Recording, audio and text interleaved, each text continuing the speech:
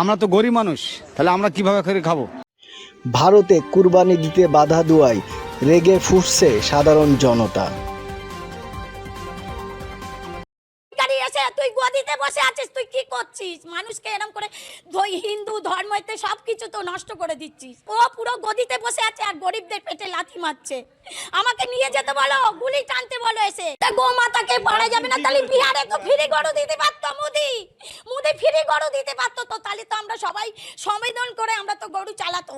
ওদের কুরবানিটা ওদের করতে দাও, আমরা বাঁচি। তৃণমূল সরকারকে হটিয়ে বিজেপি সরকার ক্ষমতায় আসার পর থেকেই মুসলমানদের উপরে চলছিল বিভিন্ন ধরনের চাপ প্রয়োগ এবং বহির্গত আখ্যা দিয়ে তাদেরকে দেশ ত্যাগেও বাধ্য করা হচ্ছিল।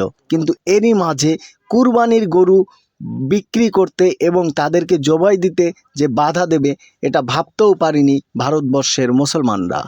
তবে ইসলাম ধর্মের এত বড় একটা অনুষ্ঠানকে বাধা দিয়ে থাকতে কি পারবে কলকাতার ক্ষমতায় বিজেপি?